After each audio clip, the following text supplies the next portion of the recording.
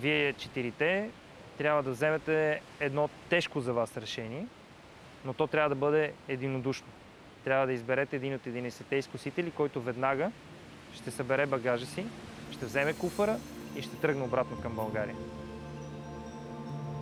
Той е човека, който е най-далеч от нас до момента. Не мога да гледам, може да се.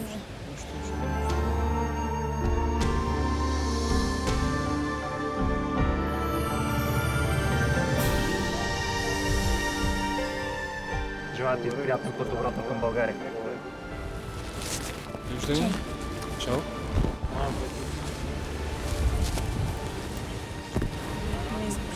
Няма нищо. Чао.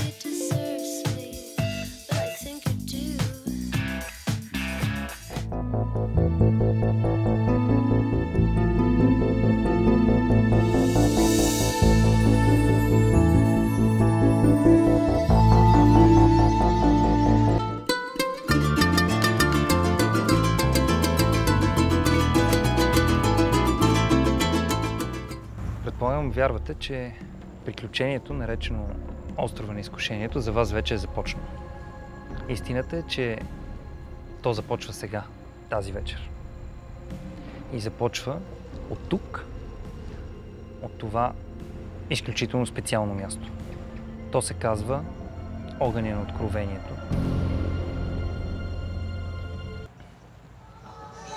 Дошъл съм, за да си тръгна още по-влюбено тук, разбираш ли? За да разбера, че човекът, с който съм е още по-моя човек, разбираш ли? В момента се колебая. Искам това колебание да изчезне. Какво колебание имаш? Дали да съм с него, дали не съм с него. В началото на връзката това колебание го нямаше, наскоро се появи. Просто съм от тенеки, от стомана за 150 лева, ще ми ще му сложи на една работа, малката. Кики преди да тръгне за тук доста на май изпикаха бебе през сълзи. Какво пикаш, бе? Как го изпика това бебе? Те ги раждат, ти го изпика. Цвет на бременност, някакви глупости. Майка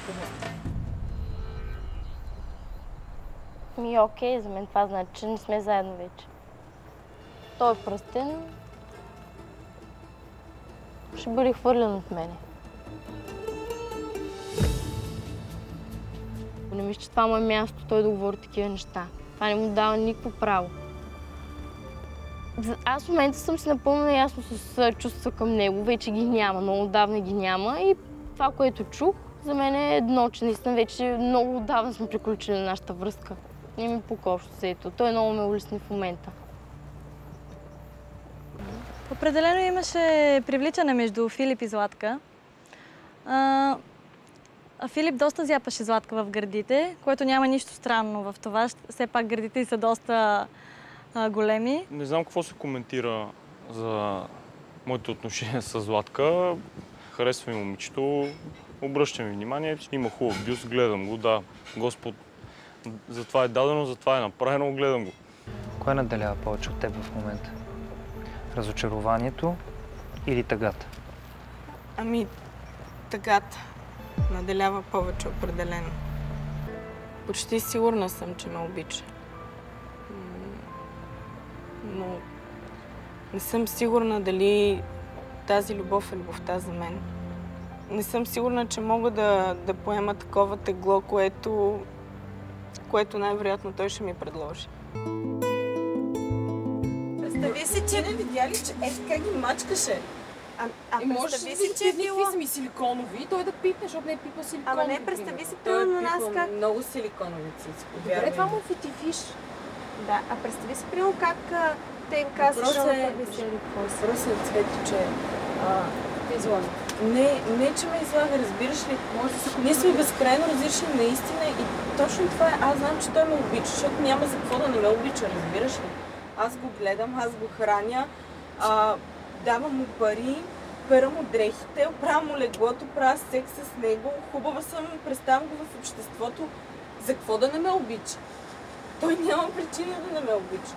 Аз съм много, хиляди пъти по-добра от тази Злата. Това на мене ми е пределно ясно. Аз съм класи над нея. Въпросът е, аз мога ли да живея с такъв човек? Знаеш ли какво? Той целият плод обществото толкова обаче не знае. Въпросът е, че наистина този човек с това, което видях, ми показва, че е безкрайно различен от моята душевност и просто е на хиляди километри от мен. Ние не вървим така, ние вървим ето така. Ние никога няма да се срещнем с него. Това е най-важното. Аз ако му рода деца, какво? Той ще ходи да си бара силиконите, аз ще седа вкъщи да пера и да глада и да чиста по цял ден и ще хода и на работа, за да го изхранвам. Защото принца не може да работи. Велин беше прав, но на мен ми беше неудобно да му кажа, че е прав. Защо не може да работи? Защото Филип е безкрайно мързелив и не иска да работи. Това е истина.